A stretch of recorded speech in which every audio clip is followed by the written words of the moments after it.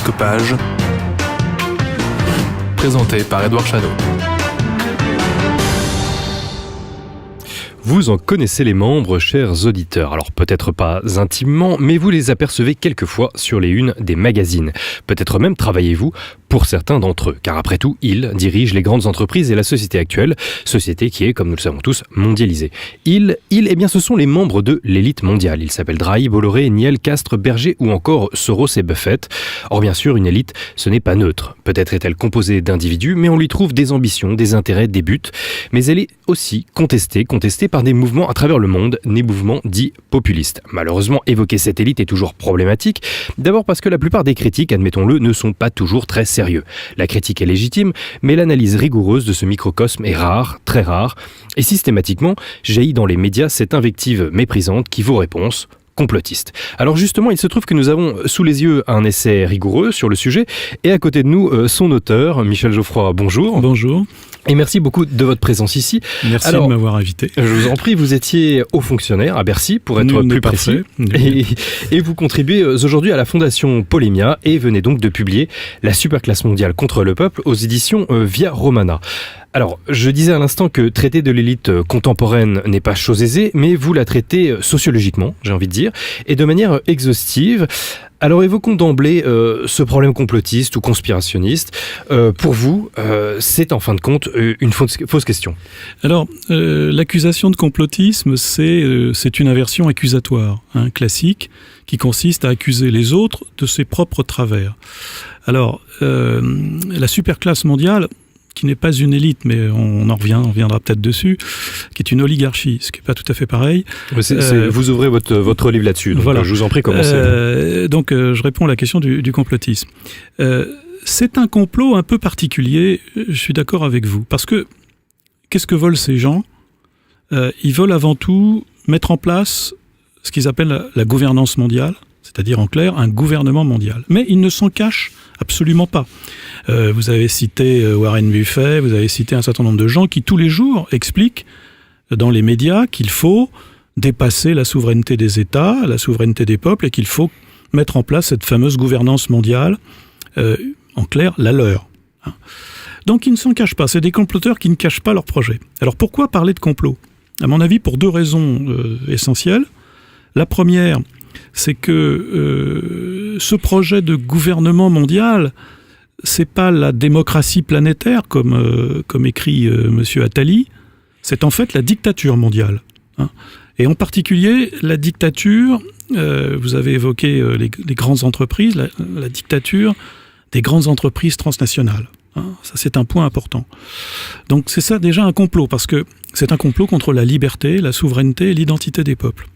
Et puis c'est aussi un complot parce que si ces gens ne s'en cachent pas, ne cachent pas leur projet, ils se gardent bien de le soumettre à l'approbation des peuples. Ils cherchent au contraire à le mettre en œuvre subrepticement, à le rendre inéluctable, en particulier avec des modes d'action économique, en particulier par exemple avec la dette, la soumission des peuples par la dette. Donc c'est en cela qu'il y a un complot. Et donc ils accusent les autres de comploter, mais d'avoir une vision complotiste. Mais vous savez, le complotisme aujourd'hui est... J'ai même entendu Monsieur Maurice Safran qui expliquait l'autre jour que les gens qui disent que les médias mainstream font la propagande de Monsieur Macron sont des complotistes. Le complotisme est devenu une accusation générique qui vise à diaboliser tous ceux qui essaient de réfléchir un peu et d'analyser, ce que j'ai essayé de faire, le pouvoir de cette superclasse mondiale. Alors j'ai envie de vous poser une question très personnelle. Je l'ai dit, vous étiez haut fonctionnaire au ministère de l'économie et des finances à Bercy. Avez-vous vous-même ressenti ce pouvoir qui s'imposait à vous au quotidien ? Je dirais ce qu'on ressent surtout, et d'ailleurs l'actualité le montre aujourd'hui, c'est ce prurit de réforme qui est en fait une déconstruction permanente. D'ailleurs, aujourd'hui, on parle de réformes disruptives, n'est-ce pas ? Faut que les réformes bouleversent, changent. Et c'est ce que j'évoque dans le livre. Le grand tournant, me semble-t-il, ça a été la logique dite de construction européenne, qui a consisté à dire il faut déconstruire le modèle français pour rentrer dans le moule européen, qui est devenu en fait un moule très largement anglo-saxon. Et donc c'est comme ça qu'on voit que j'ai pu vivre les choses. On a l'impression quand même dans votre essai que vous avez une dent contre les anglo-saxons. Je rebondis sur votre propos. Une dent, non, mais aujourd'hui, c'est eux qui sont l'épicentre de ce phénomène de superclasse mondiale. Alors, vous l'avez dit à juste titre dans votre introduction, j'ai essayé de dépasser l'approche complotiste, comme on dit, traditionnelle. C'est-à-dire, l'approche complotiste traditionnelle, ça consiste à mettre en avant des personnes, leurs liens entre eux, voilà. Moi, j'ai essayé d'expliquer, d'avoir une approche beaucoup plus sociologique. Quelles sont les forces aujourd'hui politiques, économiques et sociales qui expliquent qu'une petite minorité ait pris le pouvoir en Occident et la prétention ridicule, on le verra, mais la prétention de gouverner le monde. Qu'est-ce qui explique ça ? C'est pas uniquement la puissance, c'est pas uniquement la richesse, parce que de tout temps, il y a eu des milliardaires anglo-saxons, par exemple, qui, dans leur club, rêvaient de gouverner le monde. Mais aujourd'hui, ce vieux projet utopique, qui est une utopie, c'est même une hérésie, une eschatologie, ce vieux projet, aujourd'hui, il commence à prendre un peu corps, parce que les gens pensent qu'ils ont le pouvoir de le faire, et notamment grâce à la surpuissance américaine. Donc c'est pour ça que j'évoque les anglo-saxons, parce que les anglo-saxons sont les porteurs aujourd'hui de ce projet. Ce projet, dans l'histoire, il a eu plusieurs supports. Il y a eu un support révolutionnaire. Pas oublier que le thème de la révolution communiste, la subversion du monde pour créer un homme nouveau, un ordre qui va supprimer les États, les nations, les peuples. Bon, cette utopie a échoué, mais elle a été reprise par les anglo-saxons, qui la portent aujourd'hui par le biais d'une idéologie particulière, qui est l'idéologie libérale, libertaire et cosmopolite. Donc, c'est pour ça, j'ai pas une dent particulière, mais j'ai une dent parce qu'il porte ce projet, qui est un projet, encore une fois, qui est un complot contre la liberté, l'identité et la souveraineté des peuples du monde. Vous remontez jusqu'au XVIIIe siècle. Oui, on peut même remonter avant, parce que cette hérésie, elle remonte au puritanisme. Je rappelle que le puritanisme, c'est une doctrine de l'élection. Ce qui n'est pas le cas du catholicisme. Le puritanisme, les puritains pensent qu'ils sont élus par Dieu pour faire le bien des gens malgré eux. C'est le thème de la destinée manifeste des États-Unis. D'ailleurs, voyez ce qu'a répondu le président iranien avant-hier aux menaces américaines. Il a dit « Mais qui êtes-vous pour prétendre parler au nom du monde entier ?» Bien, c'est au cœur de l'esprit puritain. Ils pensent que ils ont découvert le meilleur régime politique du monde possible, la meilleure organisation économique du monde possible, et donc ils ont la prétention de faire le bien des gens malgré eux. Alors nous savons, nous Français, depuis au moins La Fontaine, que ces gens sont dangereux. Je vous invite à lire la vieille fable « L'ours est l'amateur de jardin ». L'ours veut aussi faire le bien du dormeur, il veut chasser la mouche qui est sur son front et il prend un pavé, il écrase le front du dormeur. Eh bien, c'est ce que fait exactement, c'est ce que veut faire la superclasse mondiale pour faire avancer son projet. Certains ont sans doute de bonnes idées, ils ont sans doute de bonnes intentions, mais ça ne suffit pas. Alors, bon, je disais que votre essai est très sociologique. Vous considérez que la superclasse mondiale est une réalité sociologique. Alors, oui, c'est pas un mythe. Essayons de la circonscrire. Elle existe. Je pense que, d'ailleurs, vous essayez de la circonscrire, c'est le terme, puisque vous la décrivez comme 4 cercles concentriques. Oui. Alors, l'élite, bon, vous considérez que ce n'est pas une élite, mais l'élite économique en est le premier cercle, suivent ensuite les élites politiques, médiatique, culturelle, qui inclut, et enfin, la société civile. Peut-on institutionnaliser à ce point les élites contemporaines, car après tout, j'ai envie de dire, nous vivons dans une société de réseau plus que d'institutions. Oui, c'est bien pour ça que j'ai pris la formule des cercles. Les cercles concentriques, c'est comme quand on jette une pierre dans l'eau, ça fait des cercles. S'ils se diluent progressivement, l'onde de choc se dilue. C'est exactement comme ça que fonctionne la superclasse mondiale.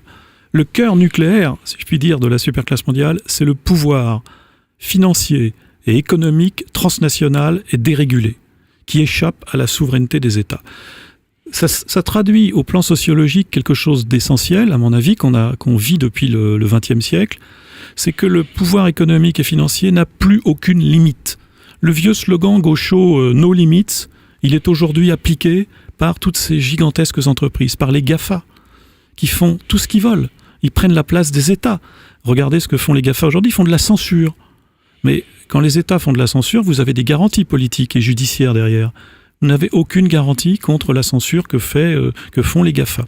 Donc, le cœur de ce système, c'est le pouvoir économique et financier qui est dérégulé et qui prétend échapper aux règles communes, qui prétend même dicter ces règles aux États.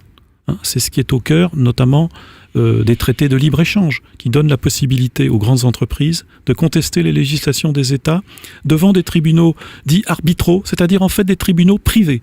C'est ça, nous sommes dans ce monde-là. Donc, alors c'est lui le cœur du pouvoir, parce que c'est lui qui porte ce projet de supplanter les États et de faire dominer les intérêts économiques. Alors, qu'il n'y ait pas d'ambiguïté dans mon ouvrage, les intérêts économiques sont légitimes. Mais ce qui est illégitime, c'est de vouloir en faire un primat absolu et de supprimer les limites faites, notamment les limites réglementaires ou sociales, par exemple, ou environnementales.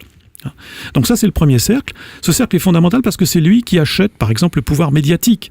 Les médias mainstream, aujourd'hui, vous le savez, sont la propriété des grandes institutions bancaires ou des grandes entreprises. Bon. Donc il diffuse l'idéologie de ces gens-là.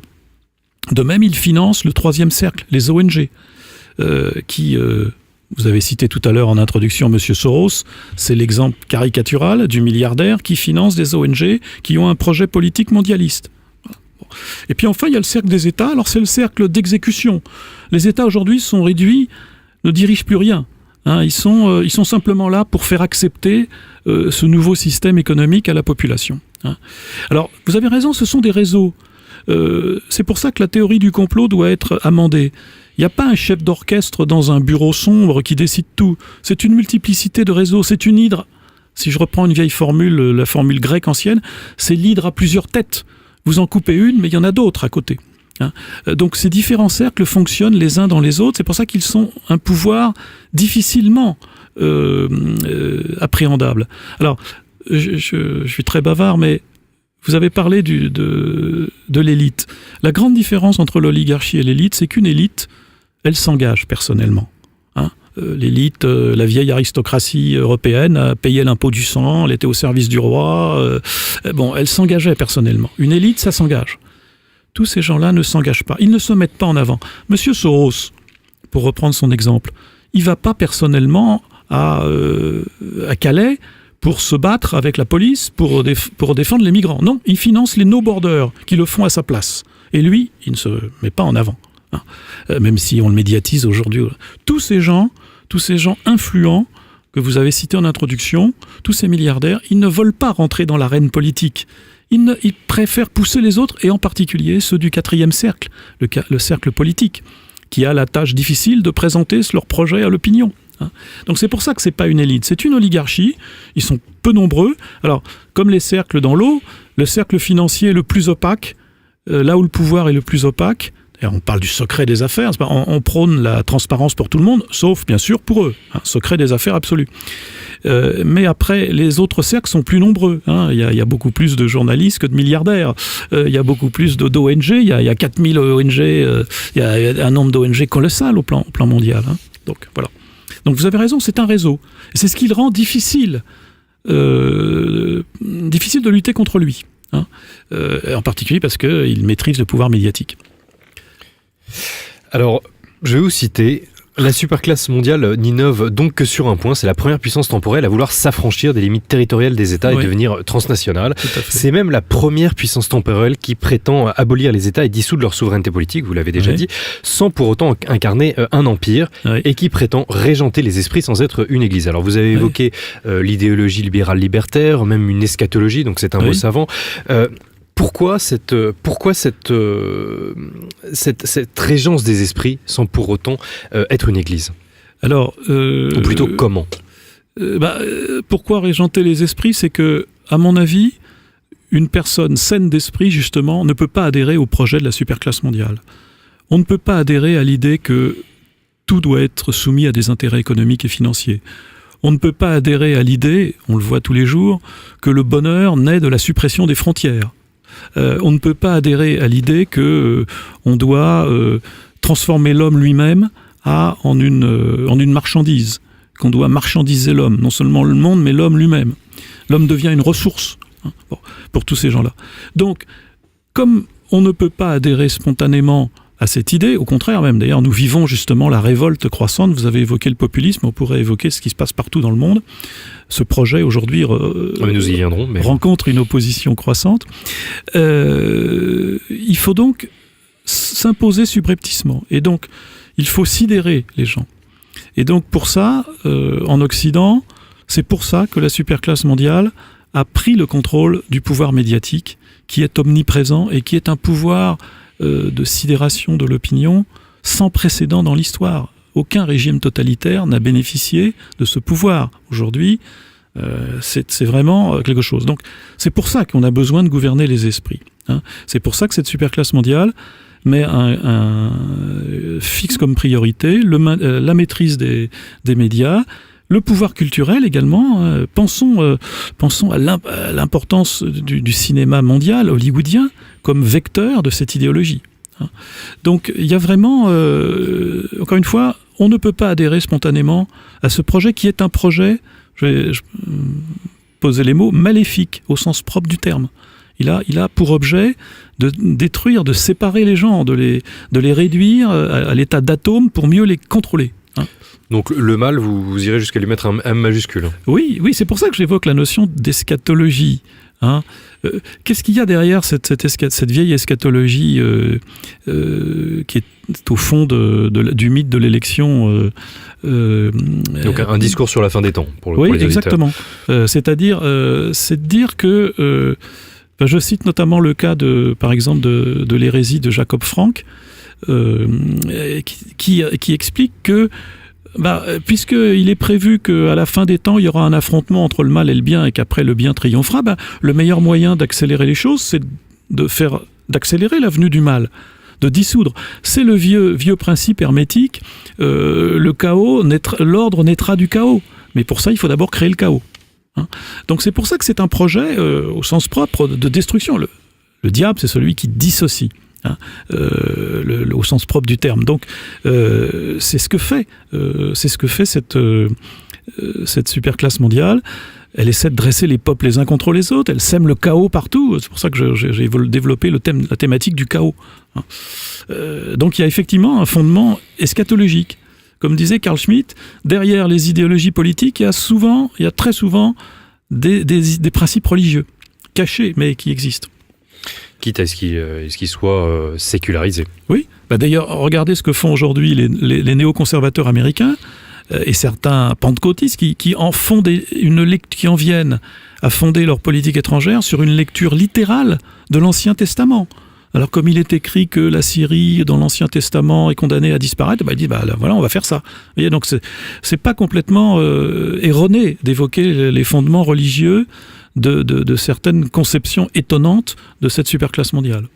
Alors vous dites que l'élite, enfin l'oligarchie, selon vos termes, a opéré ou poursuivi le renversement du politique au profit de l'économique. Oui. Vous avez évoqué la dette, mais quelles sont donc toutes leurs armes comment utilisent-ils ces outils économiques ? Je pense que l'élément central, je l'ai dit rapidement tout à l'heure, c'est l'idéologie libérale libertaire. Du point de vue économique, le point central, c'est ce qu'on appelle le consensus de Washington, c'est-à-dire des politiques à base de libre-échange mondial, de déconstruction de toutes les protections des frontières, de privatisation et de réduction des dépenses et accessoirement d'indépendance des banques centrales, qui est un élément très important de pouvoir, puisque ça veut dire que la création de monnaie échappe à la souveraineté politique, elle devient un instrument autonome des banques, qui sont, la plupart d'entre elles, des banques centrales qui sont en fait adossées à des banques privées. Donc en fait, c'est la création privée de monnaie par les banques. Bon. C'est ça les principaux leviers. La thématique du libre-échange a permis de déconstruire les protections nationales. Mais d'ailleurs, ce qui est intéressant de noter, vous le voyez, c'est que les États-Unis, qui sont le chantre au plan mondial, notamment du libre-échange, eux-mêmes font le contraire, c'est-à-dire qu'ils se protègent en permanence. C'est un point important pour comprendre aussi la superclasse mondiale. Elle pratique le double langage permanent. Elle préconise le libéralisme pour les autres comme moyen de déconstruire leur protection, mais elle-même, elle est tout le contraire du libéralisme. Elle est monopolistique, opaque, etc. Pourtant, vous notez qu'elle n'est pas une caste, qu'elle reste ouverte à oui, en partie ouverte. Oui, tout à fait. Oui, tout à fait. Bon, le cœur nucléaire des super riches est quand même relativement fermé, encore que l'arrivée de l'Asie au plan mondial fait que il existe aujourd'hui des oligarques asiatiques qui fonctionnent, qui existent de plus en plus. Mais elle est souple, si vous voulez. C'est pas une caste, même si David Rothkopf a appelé son livre La caste, qui traite la superclasse mondiale. Elle est relativement ouverte. C'est pas une caste liée par le sang, comme pu être d'anciennes aristocraties, par exemple. Alors vous dites que les riches deviennent plus riches encore, vous n'êtes pas le seul d'ailleurs à avancer cet argument, mais après tout, le profit ou même leur profit ne ruisselle-t-il pas ensuite sur les moins fortunés, même à échelle mondiale ? Oui, alors ça c'est leur grand argument. C'est une vieille théorie libérale. Alors moi à mon avis la réponse est simple. Cette théorie fonctionne dans un univers économique fermé. Comme nous pouvions le penser au XVIIIe siècle où les échanges mondiaux étaient limités. Mais dans une économie mondialisée ouverte, c'est plus ce qui se passe. Parce que l'argument classique consiste à dire bah oui, les super riches, ils vont pas tel harpagon rester sur leur richesse, ils vont acheter, ils vont faire des choses. Mais d'abord, il y a une certaine limite, il y a une certaine limite à la consommation. Et deuxièmement, dans le cadre d'une économie mondialisée, ça veut dire que la richesse peut se délocaliser. Le phénomène qui se produit aujourd'hui, c'est que la richesse est de plus en plus transnationale et la pauvreté est de plus en plus nationale. Et vous le dites à juste titre, beaucoup le soulignent parce que il est manifeste, il y a de nombreux indicateurs qui montrent que les inégalités salariales ne diminuent pas, elles augmentent. Nous sommes dans un processus très différent de celui qu'on a connu après la Seconde Guerre mondiale. Donc je crois que il suffit de se promener dans les rues. On voit bien qu'il y a manifestement deux mondes différents. C'est d'ailleurs pour ça que c'est pas une aristocratie. Cette superclasse mondiale vit aussi très coupée du monde. Elle vit dans sa bulle. Noblesse oblige, c'est peut-être pas leur slogan préféré. Alors, pour vous, la démocratie sans frontières mondialisée s'achemine en réalité vers une tyrannie sans frontières. Vous l'avez évoqué, je crois que vous avez utilisé le terme de dictature, mais peu importe. Alors, j'ai beaucoup aimé l'une de vos formules dans votre essai. Vous évoquez, je vous cite, la tyrannie des nomades. Et vous ajoutez, les nomades ont l'habitude d'abandonner un territoire après l'avoir vidé de ses richesses. Oui. C'est ce qui se passe. C'est ce qu'on appelle la délocalisation. Qu'est-ce qui s'est passé ? C'est pour ça que la richesse devient mondialisée et devient transnationale. Les grandes entreprises mondiales, ce phénomène très nouveau, ont un pouvoir, une richesse supérieure à bien des États. Les 100 premières entreprises mondiales ont un chiffre d'affaires, donc un PIB, supérieur à celui de l'Union européenne. Le Danemark est en train de désigner un ambassadeur auprès des GAFA, comme si les GAFA étaient des États. C'est-à-dire qu'on voit bien ce processus. Donc, oui, des nomades, parce que ces gens ont une mentalité de nomade. Ils sont contre l'identité, puisqu'ils nous expliquent qu'ils veulent être citoyens du monde, ce qui est une aberration, une contradiction dans les termes. Il ne peut pas y avoir d'ordre politique global. Il y a forcément un dedans et un dehors. Donc l'idée que je veux faire un gouvernement mondial signifie fatalement qu'on mettra une partie de l'humanité en dehors de l'humanité. D'ailleurs, regardez ce qui se passe aujourd'hui. On dit vous êtes un État voyou. On voit bien cette logique. C'est tout le contraire de l'ordre européen. Donc effectivement, ce sont des nomades, ce sont des hommes au sommet devant, comme on dit, des gens qui considèrent que l'enracinement, l'identité, c'est un obstacle à la liberté. C'est ça en cela que leur projet est liberticide. Alors qu'au contraire, aujourd'hui, il faut préserver la diversité du monde, il faut préserver l'identité des peuples et pas McDonaldiser le monde. Donc, oui, effectivement, vous avez raison, il y a bien une problématique nomade sédentaire. C'était pas moi qui l'ai écrit, mais alors votre argument, malheureusement le temps coule, votre argument final est assez intéressant. Alors d'une part, vous estimez que cette oligarchie, comme vous dites, est condamnée, et d'un autre côté, vous semblez vous adresser aux populistes à qui vous dites, je vous cite, l'oligarchie ne cesse de nous vanter le fait que la France change. Pour une fois, elle dit la vérité. Notre passé ne reviendra pas. Alors les deux camps semblent donc condamnés. Vous ai-je bien compris, en fin de compte ? Oui, alors vous m'avez bien compris. D'abord, je pense qu'à l'échelle du monde, je dirais l'oligarchie a réussi deux choses. Elle a réussi à s'enrichir, encore plus, Et deuxièmement, elle a réussi à mettre en servitude l'Europe, l'Occident, mais surtout l'Europe. Elle a réussi. Par contre, elle ne réussit pas à s'imposer dans le monde.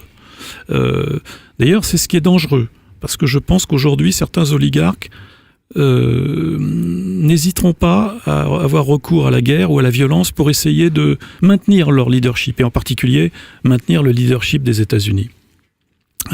Alors par contre, sur les populistes, je dirais simplement, le populisme, c'est exactement le socialisme au XIXe siècle. Vous savez, on disait le socialisme, c'est le cri de douleur du prolétariat. Le populisme aujourd'hui, c'est le cri de douleur des Européens qui ne veulent pas disparaître. Mais c'est en soi, c'est donc un cri de douleur, il faut le prendre en compte. Mais en même temps, certaines de ces solutions sont contestables, je le dis. En particulier, vis-à-vis de l'Europe, je pense que dans le monde dans lequel nous sommes rentrés, qui est un monde de plus en plus multipolaire, il faut que l'Europe fasse bloc. Il faut que l'Europe soit une puissance.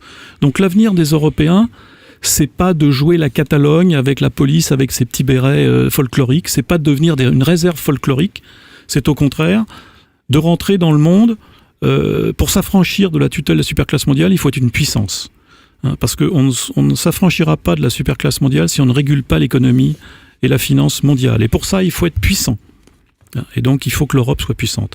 Et donc, tous ces discours sur le sécessionnisme européen, régionalisme sympathique, à mon avis, ne nous font pas prendre la bonne décision et la bonne orientation. Alors l'avenir des Européens n'est pas d'être une réserve folklorique, mais une puissance. Ce sera le mot de la fin. Michel Geoffroy, merci encore. Merci. Je rappelle aux auditeurs que vous êtes l'auteur de l'essai volumineux, 500 pages, intitulé « La superclasse mondiale contre les peuples » aux éditions Via Romana. Merci encore. Merci.